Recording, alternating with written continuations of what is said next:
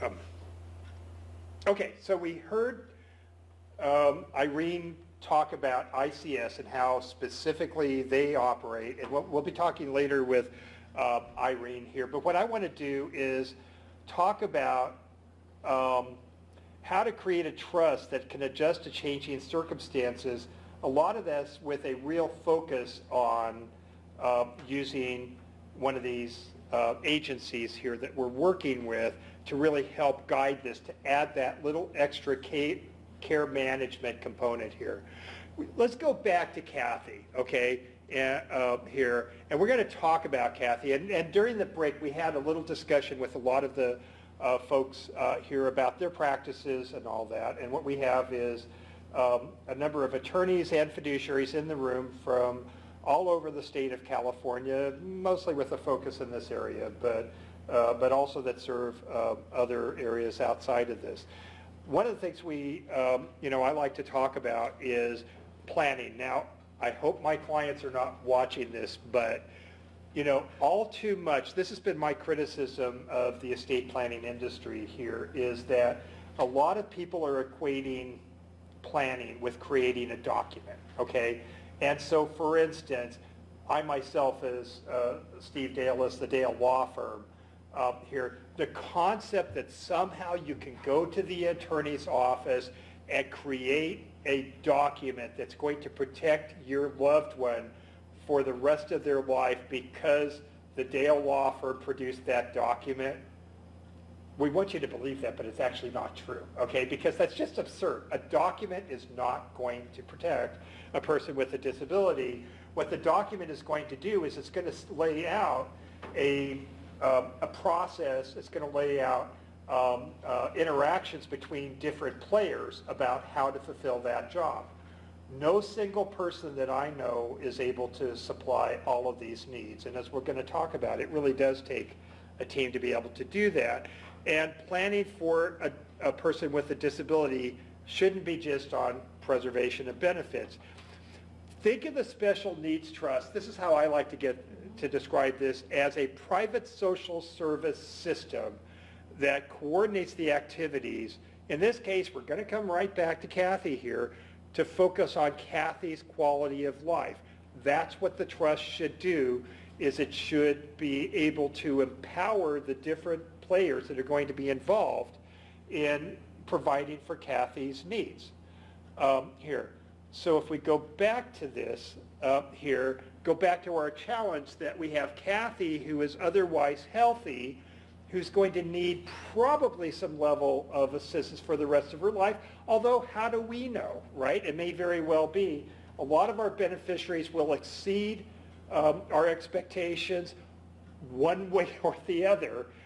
Here, they're human beings, and that's just how it works. So she may have needs beyond anything we ever imagined. She may have capabilities beyond anything we ever imagined also. And part of this is here is to be able to assess what her needs are and those changes and be able to adjust that anything could happen. So as I like to go through, what are some of the challenges that Kathy is liable to have? So if we were doing a workshop on special needs trust, and thank God we don't have to do this today, I would go off on a 25-minute riff on the basis of SSI, Medi-Cal, in-home support services, childhood disability benefits, Medicare, and the like, okay? Now, state-of-the-art 2019. How many people in the room think that our benefit system will stay the same for the next 70 years? In fact, I'm not so sure they're going to stay the same for the next 17 months, right? So if we do planning that only focuses on preservation of benefits, according to today's rules, have we done our job? And the answer is clearly no. In fact, we better make sure that that document is going to be able to, and our team is going to be able to adjust to any changes that might come up. Some changes we may not even be able to conceive of what those might be. I will just tell you for myself here, I come to this world because I come from 3 generations of psychiatric technicians. That's a form of a psych nurse that worked in state hospitals here. And a lot of the community services, good and bad, I couldn't have imagined when I was a young psych nurse. working in the hospitals. The other part of that is, I will say for mental health, the early programs threw all the money at mental health, and they had started quite a robust system. And my father was actually involved in a lot of these deinstitutionalization projects. None of the programs my father worked on exist today, right? Here, transitioning that to regional center services, I know as a practitioner's first question I have is there any chance that Kathy has a developmental disability? Why do I care? All the goodies are with the developmental disabilities through the regional center system. Now, if I'm supplementing her needs, would it make sense for me to assume that our regional center system, one, is going to provide the level of services if you assume the services that are being provided are good, or that they'll even be in existence for the rest of Kathy's life? And I'm here to tell you, if you believe that, you're making a big mistake. We just got an 8% increase in services and rates, which still does not resolve the problem. And we are losing agency after agency after agency because they just can't do the work and stay on mission with the rates they're getting. We've already talked about, the goal is here, part of the goal is to help a lot of these agencies diversify their income and all that. But getting back to Kathy, if she had autism, if you're going to assume that there's always going to be those services from the regional center service system over the rest of her life, I think we're just kidding ourselves, okay? And I pray that what happened to the mental health system doesn't happen to the developmental disability system. Could it happen? Absolutely. And if you tell yourself anything else, you're just kidding yourself. Her condition may change, okay? These people are not static, right? So she may get better, she may get worse. I will tell you, as a former psych nurse, I actually saw people, I'm not sure what it is. I think they aged out. I saw many people mellow out. I saw many people get worse. They're not static. It would be easier if they were, but they're not. Her advocacy system may change. I always have to explain this to our staff and all that our clients who come to us are self-selecting clients. Not every family member loves or cares about their loved one with a disability to go to the trouble of setting these things up. The folks who come to us are advocates, or they would not hire us. And usually they're doing this because they really care about their loved one and they want to make sure that advocacy continues. A lot of the families we work with are the advocate parents, but the issue we come up with is, what if you're not able to do it because of incapacity, death, whatever? Also, Irene is working on a case where the family has tried to be the advocate and has had a really difficult time because they're just too close to the problem, right? And sometimes having an objective third party, even though it's maddening for the family, it's like, why are you able to succeed where I wasn't? Well, sometimes it's just that we're just too close to the problem. So her advocacy system will change, especially if the parent is or some other family member is the key person and something happens to them. Attitudes may change one way or the other, okay? So right now, really there is a movement towards folks with mental health here to try to avoid the stigma here and all of that and be more accepting of people with mental health diagnosis. And there is movement in that direction. There's a big distance to go, but attitudes could go the other direction. Consider HIV, here, and the panic that went through many folks here of being afraid of even touching a person with HIV for fear that we may get it ourselves. Now, today that we know that that is foolishness, but think about polio. Think about HIV/AIDS. Think about tuberculosis. Attitudes do change about these sort of things, and they change. Hopefully things get better, but sometimes they get worse. The amount of resources she needs are going to change, and I have a paper I wrote for NAILA called "How Much Should I Put in My Child Special Needs Trust?" And what I spent was 4 pages going, how in the hell could you possibly know, okay? Because, once again, if you can tell me what the service system is going to be, what her condition is going to be, what the benefit system is going to be, then I can probably nail this thing. But those are variables that we just don't know. And so as far as that's concerned, we have to work within the resources that we have here. And a lot of families do really struggle with providing an adequate amount to provide for their disabled loved one, and we have to work within that budget. And we'll talk about that a little bit. This is another area where the agencies can help us take when we have what I would consider an inadequate amount of money. It could be substantial and still inadequate at the same time, and how to really make some really difficult decisions here. The trust management options are going to change. Now, we've seen this in California, especially with the movement to private fiduciaries. Once again, 20 years ago, there was discussion of this, but once again, the whole thing with the private fiduciary has changed tremendously, and that's added another quiver here as far as our tools here, as far as providing services. Pooled trusts have changed. I think we've seen a change of how corporate trustees, it used to be that corporate trustees were dominant in the market. I've seen that change. There may be trust management changes that are going to come in the future that we can't even predict, okay? I've tried to predict the future, and I will tell you I've done a real bad job.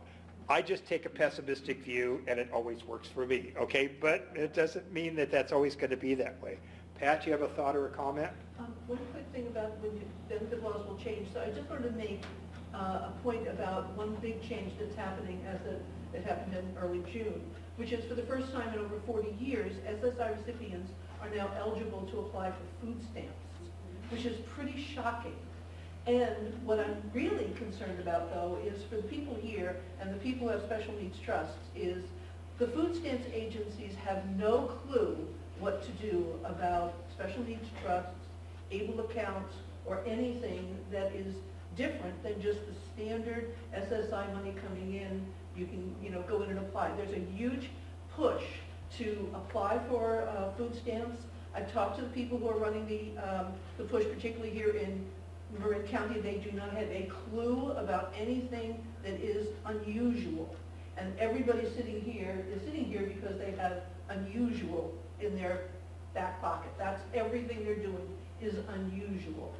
And so I would just say that be cautious in 2 ways. One is, if your client may be swept up in this and they go apply, and food stamps is much more punitive, if you can believe it, that's more punitive than SSI.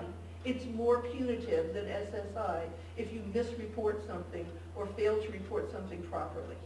And so just be cautious of your clients if they're applying for food stamps, to be sure that they're, try to be as clear as you can, that they need to report. If they don't get food stamps because of it, fine. That's a better option than having food stamps come back every quarter and say, now you need to pay us back that $130 a month that you got from food stamps because you didn't talk about this, that, or the other, or because they don't think that special needs trusts are appropriate, or whatever they might believe. So there's that issue of just watch what your clients are doing if you can. And the second is to just, if you are going to help somebody apply, try to ask them the detailed questions and be very cautious and slow going into it. That this is not just $130 a month of free money for your SSI recipient. It could be a huge pack of trouble for you and the case managers and the fiduciaries and the trustees and the parents, who then find that, okay, this great idea for this extra few dollars a month has now cost us a huge problem with food stamps. And as I say, they are much more punitive. And as far as, once again, the whole immigration issues, be careful of food stamps. So I was going to say, along, getting back to the subject of, working with agencies that are knowledgeable in the community, as things change and needs change, this is one of those areas where I could just imagine that a group like ICS or EBI or Bayberry or Arc of Ventura County could be really instrumental of having like a real live person work with the beneficiary at a whole lot lower rate than what I charge and probably would do a better job. So, once again, I just, and we'll get back to this, navigating the disability programs is a mind-bending experience. I have a master's in tax, and this stuff confuses the hell out of me here. And somehow people with cognitive impairments are supposed to somehow navigate through this system. Good luck with that, right? I mean, and all that. Having someone who works with this on a day-to-day basis and can work and traverse through these different programs is a really important thing. So getting back to a special needs trust as an advocacy tool, disability is a life-changing experience, right? Anyone who gets involved with disability, it does change you. It changes your attitude, it changes your thinking, it changes everything in ways that sometimes you never notice.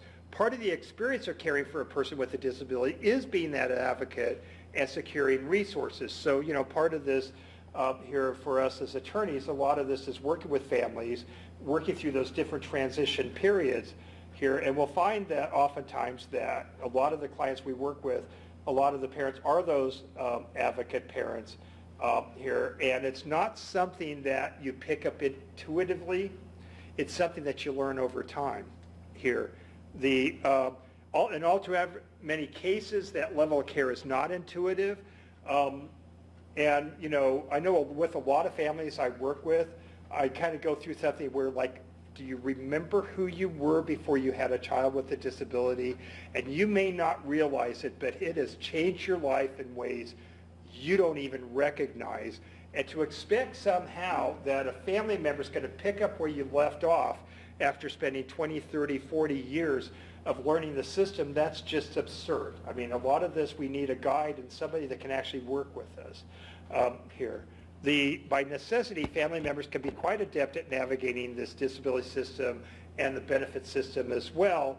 But the thing about it is what we're looking at having is some sort of a transition in that sort of situation here to be able to keep that level of advocacy to continue, not just when the parent advocate passes away, but also, once again, as Ed said, if they become part of the disability community themselves. So the big question oftentimes is, does my disabled loved one need special needs planning? And it's not always benefits. In fact, I am getting more and more beneficiaries at Golden State Pool Trust, as well as families here with the Dale Law Firm, where they're saying, I'm not really concerned about the benefits. I hate the benefits. Here, what I'm really looking at is trying to make sure that my son or daughter is able to manage their funds and not be taken advantage of here, and being able to have them live independently here. And this is something, once again, the agencies do. Building flexibility is really necessary to deal with changed circumstances, because these folks are not static. It would be a lot easier if they were, but they're not. And they change. They change, systems change, and it's one of those things that about the time you put a plan together, within a very short time, that plan is out of date. And so part of that is you have to constantly be changing the plan, changing the plan, changing the plan to keep up with what's going on. And once again, a good document should give you the ability to do it. It's not the document that should change. The document should lay out some sort of a system where that change can be made, no matter what it is. And we're going to go through how that might be done. Part of this is also focusing on advocacy and asset protection. I am getting a lot of families that I'm working with that their biggest concern is protecting their child from being taken advantage of and having them learn, financial responsibility. And unfortunately, and I know this is a big theme within the ILS, SLS here in disability community here, is to teach financial responsibility. And a lot of this is, a lot of folks will take my niece, for instance, here, who is learning through an ABLE card, is, well, she never learned how to spend money because she never had money. There was never any reason for her to do it. And so, when she started making purchases, she made some pretty absurd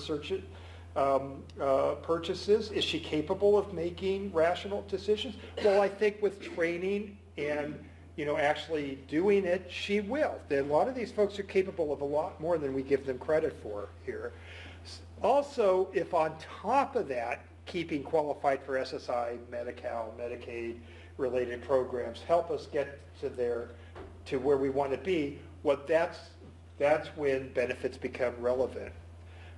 Think of a special needs trust once again as a private social service system. So let's talk about incorporating care management by a life passage planning agency, how that could be part of an estate plan for a person with a disability. So part of that is utilizing care managers. I started using care managers many years ago. In the early days, after reading Pat Tobin's articles and Greg Wilcox, because they pretty much dominated for many, many years, all the writings. And I still have copies of everything you wrote early on.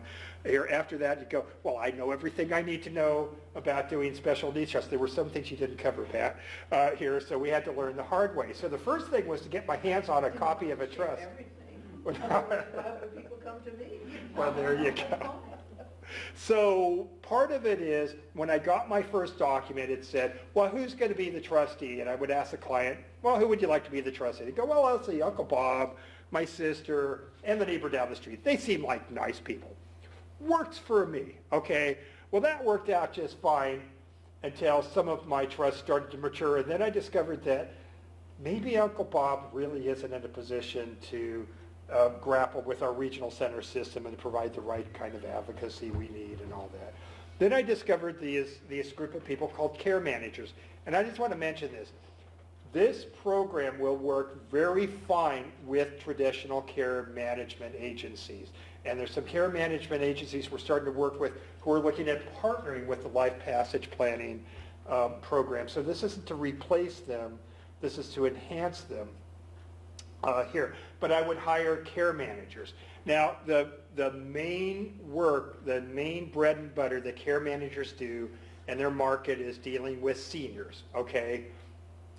Here. Now, providing for the needs of a senior here who's 80-some years old has some similarity to dealing with a person with autism, but there are more differences here than similarities, and that kind of worked, but it really didn't work that well.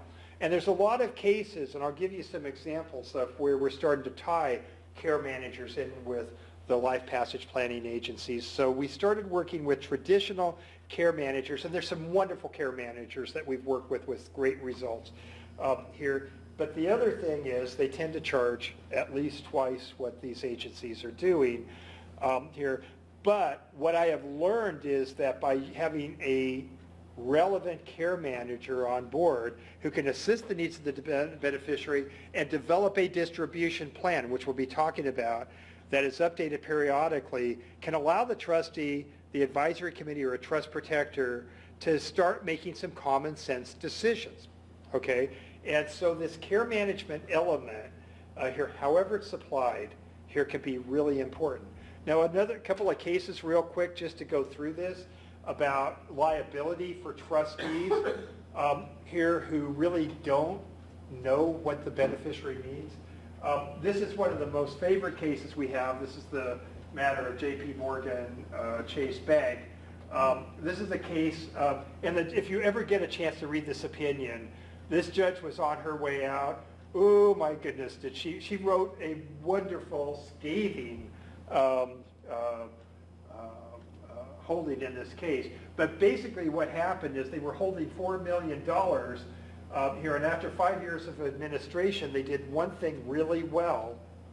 They calculated their fees and they took them on a regular basis. Now they had gotten some phone calls somewhere or something that basically that our beneficiary doesn't really have any needs, so they didn't do anything. Well, the judge ordered that a care manager be hired here, and the care manager went out and assessed the needs of the beneficiary, and guess what? They discovered that this person actually had some needs here, and that money could be used to put to good use.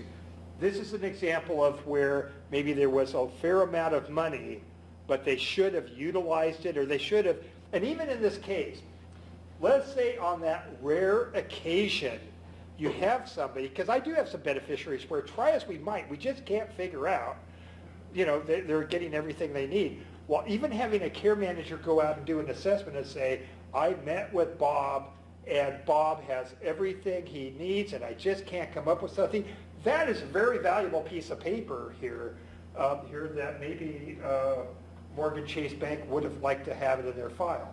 But as it turns out, had they actually hired somebody to do it, they would have found out their beneficiary actually had needs. Let's go to the other end of the spectrum here. In this case, this is a case that had $400,000 in it, and so basically what happened in that case is they granted every wish the beneficiary and the family had until they ran out of money, and then the family turned around and sued them for being stupid enough to grant every expenditure, and so they ran that thing into the ground here in a pretty short order here, and once again, that kind of ticked off the judge, right? So this is another example where, and we're going to go through some law here, so we'll go through some code, because what self-respecting MCLE program isn't going to have a little code in it here. We're going to go through what our liability is as trustees here, and it's not necessarily to spend all the money or to make sure it's all actuarially sound, but part of it is to make sure that you're making decisions based on rational information and have something that you can go by. So as we talk about delegating care management services to a life passage planning agency here, let's look at a couple of things. First off, we'll start off with good old probate code 16012. So, and this has to do with delegation of duties, okay? So,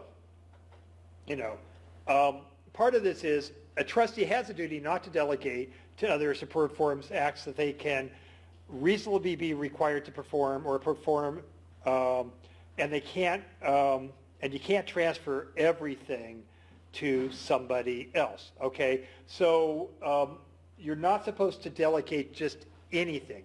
Where a trustee has properly delegated a matter to an agent, co-trustee or other person, they also have a duty to exercise general supervision. So let's go back to this. When I'm looking at delegating something to Irene at ICS, what is a proper thing for me to delegate? I'm the fiduciary. My job is to make sure the book's balanced. My job is to do my best not to piss off the judge, not to upset, not to piss off the judge if I can. Well, that's an important thing, or that's more for my survival here, and to make sure that everything's in order so that when we're reviewed and all that, I am not a care manager. I am not being hired for knowledge of services in Marin County or that sort of thing. I'm not holding myself as an expert.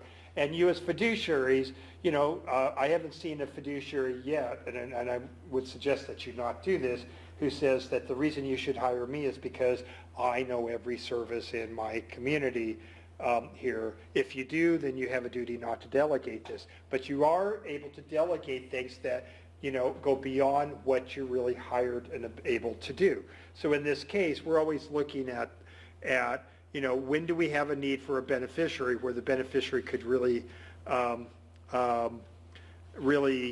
benefit from the services from an agency. But here's the other thing as we kind of go through our process. I can't say, Irene, please go out and take care of Kathy here and just do whatever you think she needs, and you just keep going until we run out of money.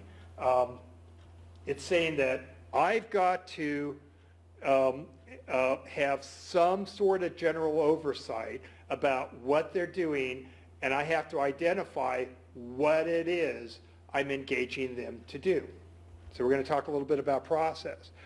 Then we go to 1640. So a trustee shall administer the trust with reasonable care, skill, and caution under the circumstances then prevailing that a prudent person acting in a like capacity would use in the conduct or enterprise of like character in administering that trust. So I have a duty here to, once again, use reasonable skill here and act as a prudent person in making those decisions, right? Here, and we'll talk about when I can rely on an agency and when I can't here. A settler can expand or restrict the standard provided in this subdivision. So those of us, when we're drafting, within a degree, we can expand, or we can change the standards here of what we're expecting the trustee to do. And I'm going to actually show you some language in a minute where we've actually been putting in our documents for years and years and years the ability to expand the involvement of a care manager or care management agency here to get really more involved and better define how they're going to work with the trustee. Now, the one thing that you cannot do is that, as we all know, or we should know, it's very prudent if you're a fiduciary to delegate the financial management here to a competent financial person, but that doesn't mean that you're not required to do general oversight and that kind of thing. So 1641, and this is the last code we're going to go through, except as provided in subdivision B, which we're going to go through, a trustee is not liable to the beneficiary for the acts or omission of an agent. Okay, Irene touched on this a little bit, but I want to expand on this. So the things that protect us from liability for the acts of the agent here is that if there's, under any circumstances described in the subdivision, the trustee is liable to the beneficiary for an act or omission of an agent employed by the trustee in the administration of trust that would be a breach of trust committed by the trustee if, where the trustee directs the act of the agent. Okay, well that makes sense. Where the trustee delegates to the agent an authority that they have a duty not to delegate, okay? Where the trustee does not use reasonable prudence in selection of the agent here. So once again, you really need to look into the background of the agency here, and do they have experience doing this work here. And once again, that's something that we're already doing in vetting the agencies we're working with. You still would need to do that yourself. So for instance, here, we're going to have folks from ICS going and dealing with our beneficiaries.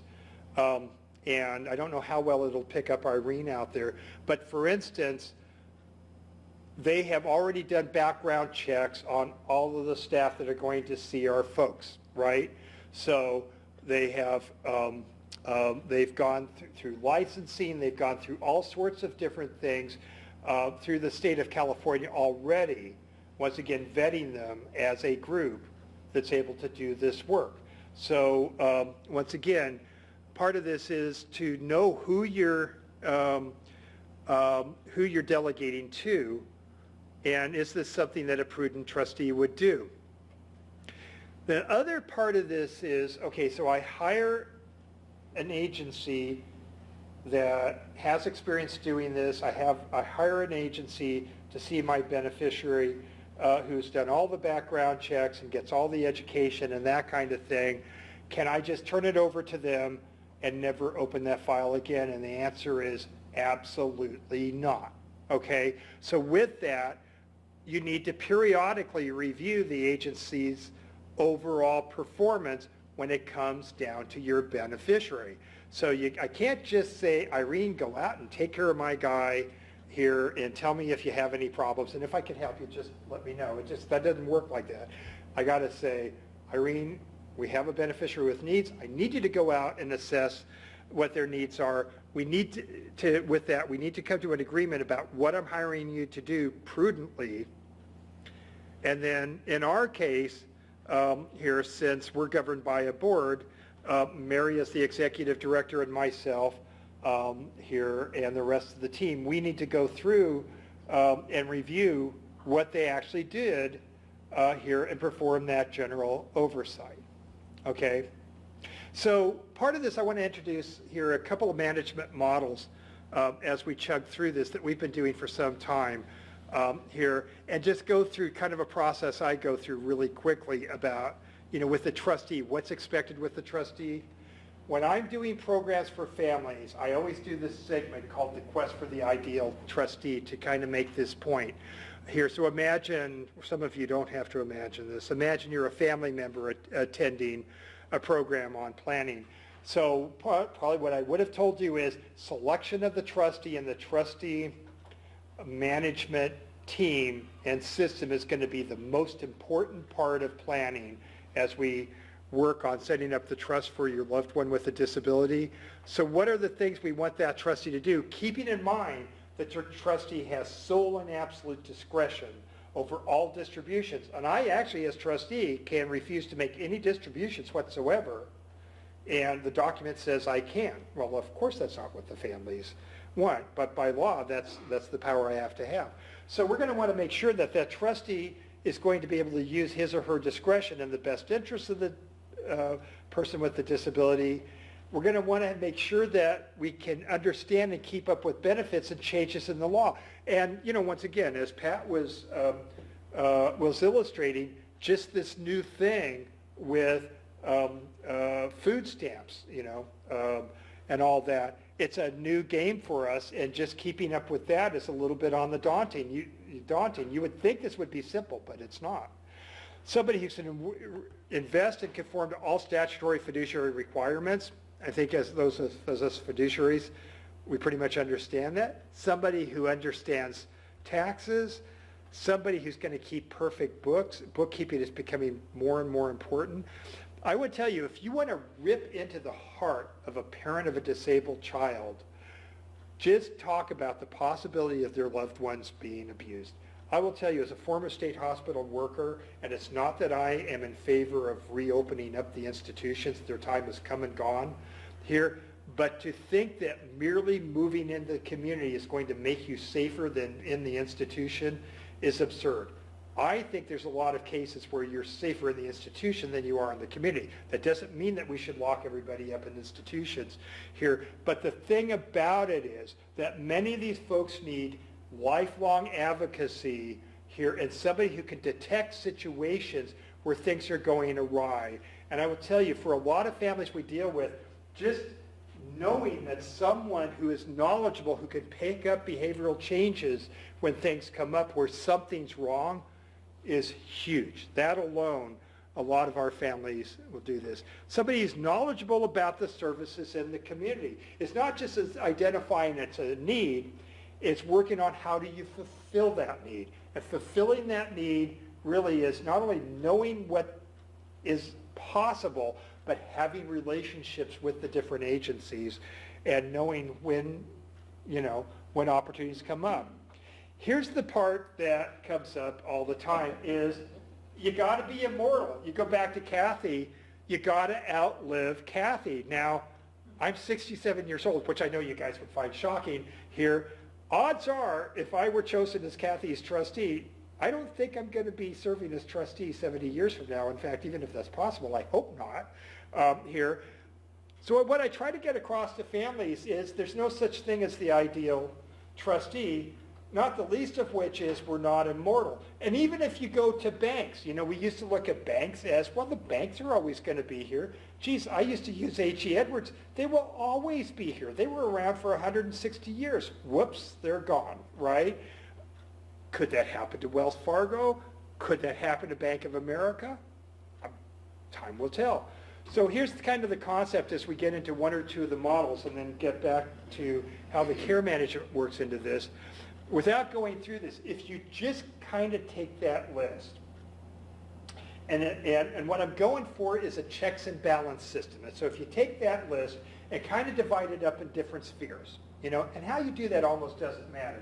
So if you kind of take the advocacy part, which would be a lot of the work I think that, once again, ICS would do, which as far as like helping the trustee with the discretion here, helping with the benefits. And sometimes with the benefits, it's not just helping them get on benefits. Sometimes it's helping us make decisions about, sometimes qualification for benefits can do more harm than good.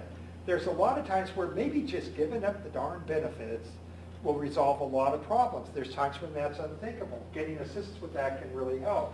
And providing that advocacy. On the accountability part, that is the fiduciary's job. Our job is to be accountable here, being able to keep those books, here being able to account to Social Security when they call, and they are going to call here, and being able to do that and coordinate all those activities. And then on the financial part, of course, that's something the financial and tax advisors do.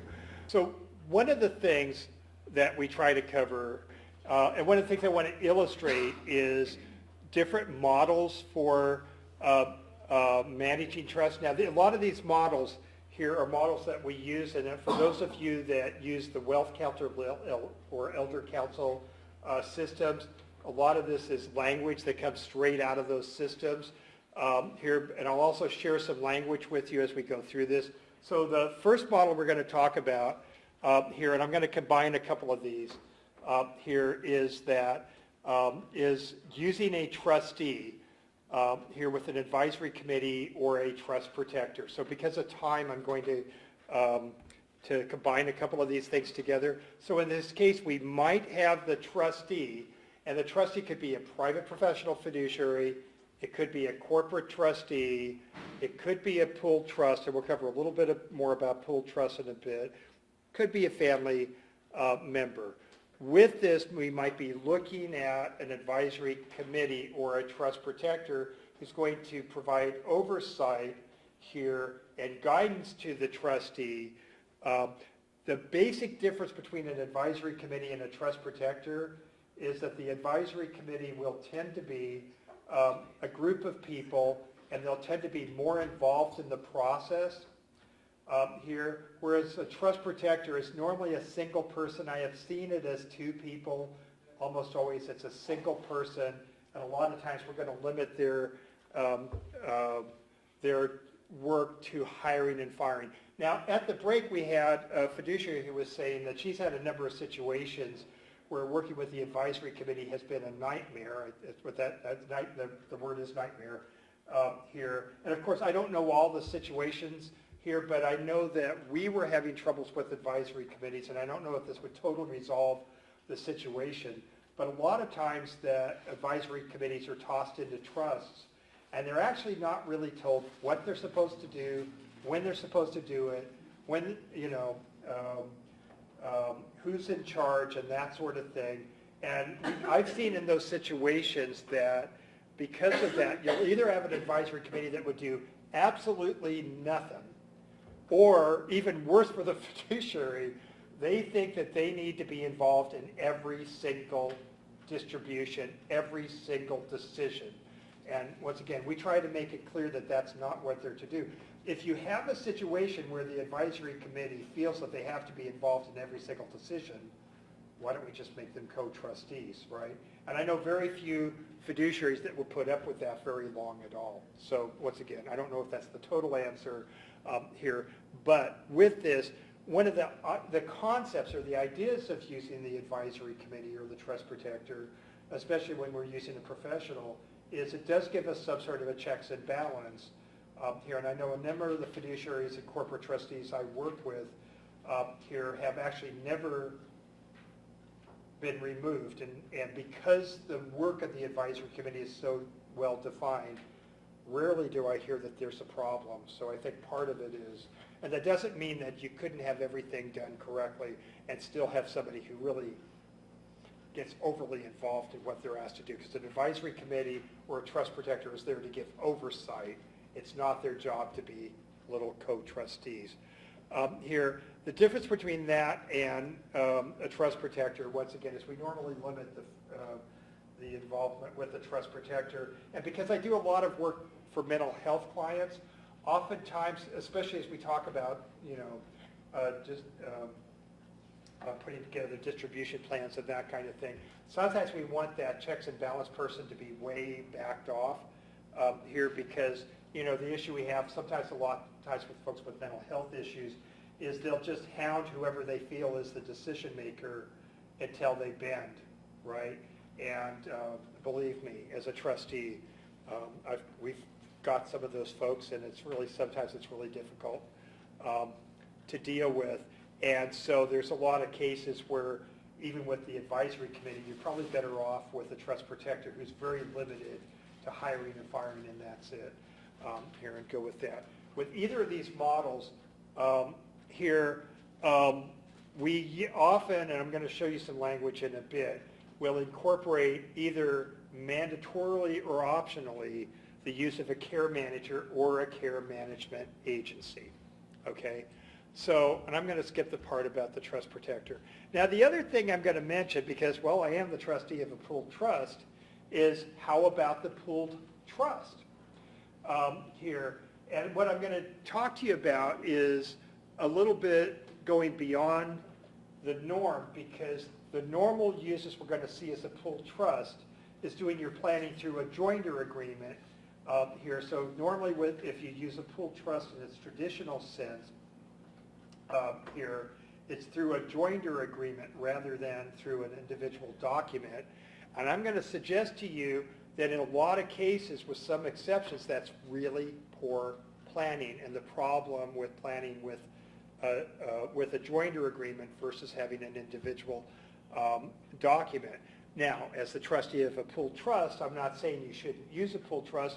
I'm suggesting that here that you might want to look at, if you are using a pooled trust, of a slightly different model here, which I'll go through in a bit. In that case, it is possible for your individual document to have a pooled trust managed serving as the trustee, but and you could do that with an advisory committee or a trust protector working with a care manager. In this case, we're talking about a life passage planning agency. So a lot of the work we're going to be doing reaching out to families is going to be working with our LPP partners, which I encourage you folks to do as well, whether you're a private fiduciary or a corporate trustee or whatever.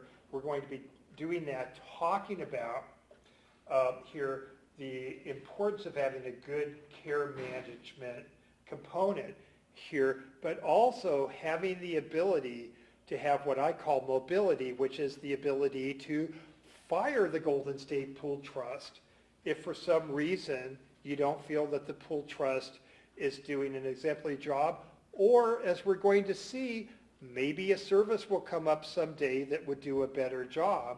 And so I would just tell you, for planning for persons with disabilities, the key is to expand choices, not limit choices. Anytime you limit choices or limit options, you're limiting the probability of that trust succeeding. So we'll go through that. So let's just talk about engaging a pooled trust and using a joinder agreement or a standalone trust. Now, the traditional process of using a pooled trust, I think, is problematic, okay? And I wouldn't be doing this if I didn't believe in pooled trust and believe that they are not the answer, but a answer to serve many folks. And as a practitioner, I don't refer everybody to a pooled trust. I don't refer everybody to a private fiduciary. I don't refer everybody to a corporate trustee. You know, part of this is I get across to my clients is you are buying my experience here, and after I work with that, I'm going to work with you to try to figure out which trustee model and which group of trustees is likely to be the best choice, leaving, as you're going to see, the option to change that as situations change. The most common way of using a pooled trust is sign what's called a joinder agreement. For those of you that are not familiar with that, what you do is either the family in a third-party trust situation or the beneficiary in a first-party trust signs. Basically, it's a contract saying that we are going to open up an account within the trust. The master trust will describe the powers and what you can do, but what you get is an account. You don't get your own document. Now, how could that be a problem? Well, here's the problem. With most pooled trusts, there's no mechanism to pull that trust and move it somewhere else if for some reason that would be the better option. It's what I call a lack of mobility of planning here. And so, for instance, there's a pooled trust in particular that works with folks with mental illness, and by design, and I'm not saying this is bad, once you're in that trust, there are no other options to move it. Once you're done here, even if somebody advocates to do that short of a court order. Well, I've got a real problem with that because, you know, once again, I know for myself as a practitioner, sometimes, and fiduciaries, I hope you appreciate this, sometimes trying to match up the beneficiary with the fiduciary is kind of like setting up a blind date. Sometimes the magic works, sometimes it doesn't. We do the best we can, right? And sometimes I am, you know, I do a pretty good job, but I don't have 100% score on this. And it's not unusual that we burn out the first trustee and the second trustee is the one that succeeds. You know, it's kind of an odd phenomenon that it happens. Without that mobility, I have a real problem because as a practitioner here and as an attorney, and I think the attorneys in this room have the same thing, we have a relationship with fiduciaries. It's an important relationship to have. Will any single fiduciary be able to resolve or serve every beneficiary in every situation? The answer is no. In fact, there are some situations where the fiduciary is begging you to get me out of this thing here and move it somewhere else. It is a very private relationship, and sometimes the magic works and sometimes it doesn't. And it's hard for me sometimes to really guess when it's going to work and when it doesn't. And if I had that kind of insight, believe me, I would use it. We do the best we can.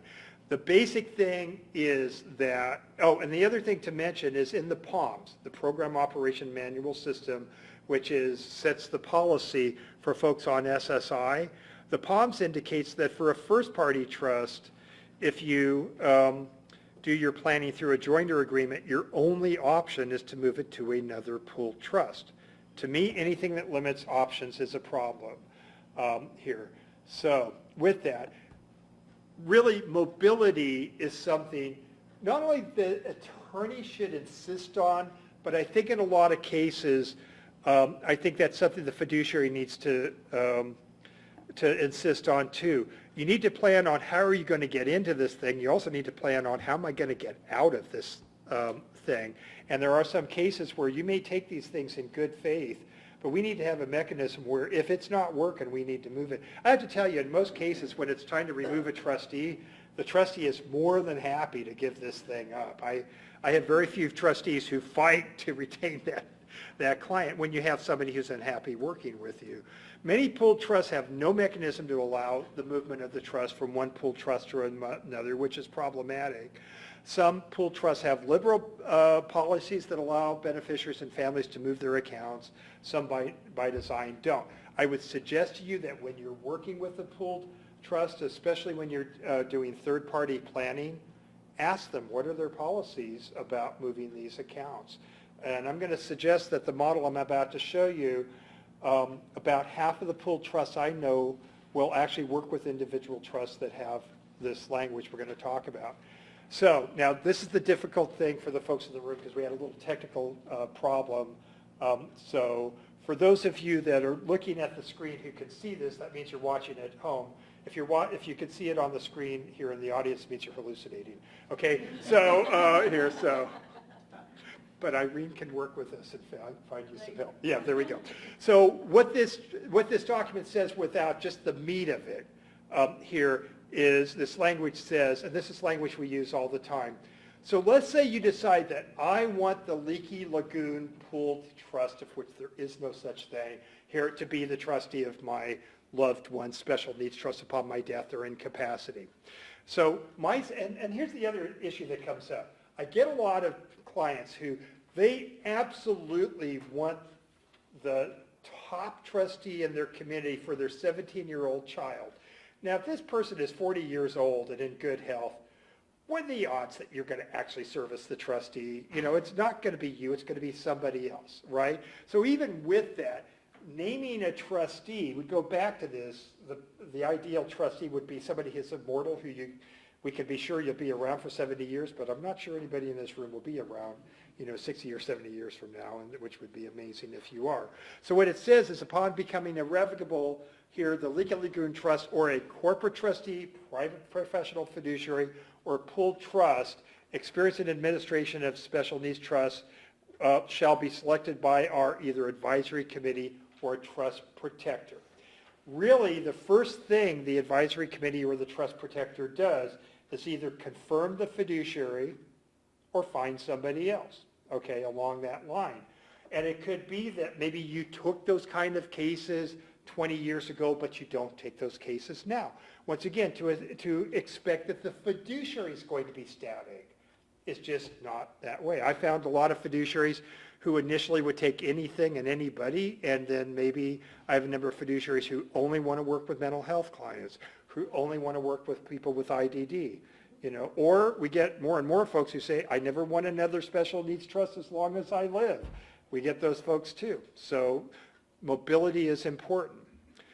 The last thing I want to talk about before we get into, before we finish this is what's called the distribution plan. So we're getting back to even the issue we ran in that we discussed during the break here of advisory committees who get over-involved and really seem to feel like what they're supposed to do is oversee every action of the trustee, which just really is dysfunctional under any situation here. We have found that putting together a distribution plan resolves a lot of issues here. It helps make it really clear what the trustees to do and to really set the course. And for a lot of the trusts that we have and a lot of our pooled trust cases, we require an annual distribution plan done, which is basically laying out what it is we're going to do for that year, because we're fiduciaries, we're more focused on expenditures, but also as far as like hiring ICS or EBI or Bayberry or one of the other groups, what we're going to hire them to do, how much we're going to pay, and all of that. Getting that distribution plan helps identify services in the community, safety issues, both intermediate and future. So in those cases, usually we'll have the care manager or the care management agency go out and actually meet with the beneficiary. And lo and behold, they'll discover things that maybe we didn't know. Like I had EBI recently went and identified and did a visit and found this beautiful little Hoyer lift still in the packaging here. Now, I just want to tell you, a Hoyer lift is not going to do a lot of good in the packaging. So one of the things maybe we identified is one would take it out of the packaging and maybe the family needs to have some training. I mean, that kind of thing. I have enough on my hands taking care of my disabled beneficiary. The last thing I need is a family member who's going to be disabled, and now I've got two people to take care of. So I need to keep that person in good shape. Needs for respite for caregivers, right? And so that's a big thing to identify. It also usually includes recommendation for a budget. The budget includes recommendations that are broken down, and this can be really dramatic. And we go back to these other cases where we had identified cases where there was either overspending or underspending. You know, having a budget where you project out what the expenditures are and then project them out over an actuarial period of time can really help you make some profound decisions, because it may be that every expenditure that we identified here was a proper expenditure, but if we run a trust into the ground for a 17-year-old in 20 years who's likely to live 70 years, we better have a darn good reason why we ran that thing into the ground, right? And we better have that documentation here, assuming that we don't want to end up writing a check for malpractice.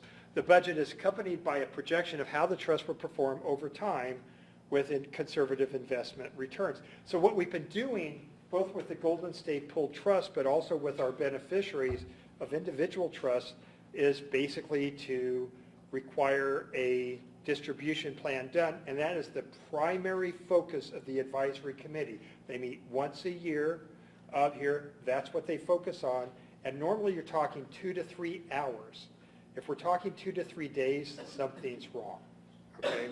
So the language, once again, that we have up here just for you to look at is that it has, now most trusts will allow hiring or a delegation of authority here to an agent. But what we like to include is something a little bit more in this, and you might remember when we went through the probate code, it says that you can change the standards a bit by changing the document, okay? And we don't want to change it to the point that where it's going to indemnify everybody in every single case. It wouldn't work anyway if you tried. But we're looking at trying to define the services and expand the services of the care manager in this case. So in this case, what the language says is that it allows the trustee either mandatorily or optionally to employ or retain a qualified care manager. And just go back to this. The care manager or the care management agency is an employee of the trustee. That's who, that's who they report to. It doesn't mean they can't work with the family, but I'm the one that writes the check. I'm the one that the contract is with here. So also with this, as you look at this language here, it has either optionally or mandatorily that the care manager must come by and visit or be employed if a family member or somebody, a natural support, doesn't visit the beneficiary on a regular basis.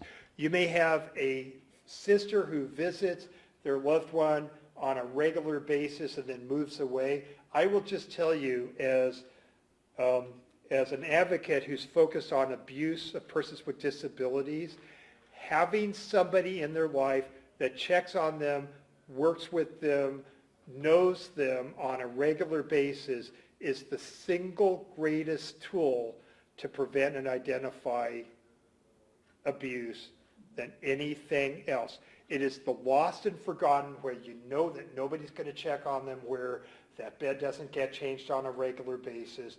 Those are the people that get the cupid eye on all that. Folks who are checked on a regular basis, whether it's a professional or a family member, that is the person who is least likely to be abused. And once again, a lot of the care managers and care management agencies, they're trained to pick up differences in behaviors and identify abusive situations. So the other thing in this language that we have is that that it actually says that the care manager or care management agency, either optionally or mandatorily, will be involved in putting together the annual distribution plan. And we put that right in the document, okay? And once again, our preferred way of working with the Golden State Pool Trust is to do an individual document here naming us as the trustee. So, and we're going to treat this just like any other trust, but that gives the family the ability to move the trust if it makes sense to do that. Now, you'd think it's kind of odd that we don't lock them in, but that's just not what we're all about. Incorporation of a care management services through a life passage planning agency can add a level of advocacy and oversight that has not been previously possible. And just I would urge you as an attorney, as a fiduciary, as a trust advisor, as a family member or advocate, we want to invite you to assist in expanding these options in your community. One of the things I'll do for the people that are here, but also, and I'm not sure it was printed, but we actually have like a plan that we're working with each of the agencies on how they can expand their services. And so just something to look at. I know the Marin County Bar Association here is really interested in what we're doing, and we're hoping that they're going to be passing out this video to folks to watch here and learn more about this and get more involved here. We'd like to work with personal injury attorneys and groups like that to really go through here how you could set up first-party trusts here with the assurance that if you're setting these up in Marin County, you're going to have somebody knowledgeable about services and that the trustee's going to go beyond what the normal trustee does.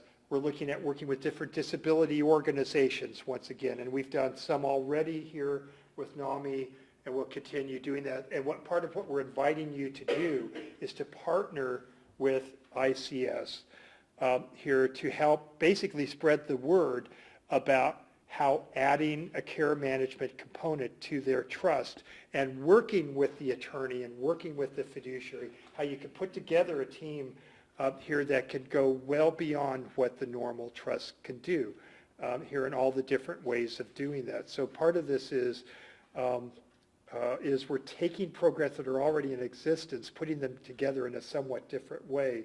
But I will tell you what we've been experiencing, both with the law firm and the pool trust, is a lot of enthusiasm from the families we're serving, and also with the people that we have served, providing them with services that we've just never been able to do, with housing and employment, and helping them with their benefits, and helping them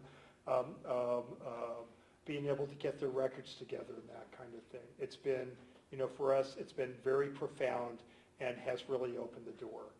With that, and because of time, I think we need to go to the next section, and hopefully when we're done, if we have a few minutes here, I would love to discuss with you and get input back from you about how maybe we can all work together to expand this program. With that, I would like to invite Rebecca Pauls to come up here and talk about her program that she's working with, and just a whole nother program that's been in existence for quite a long time, and how we can apply that in this area.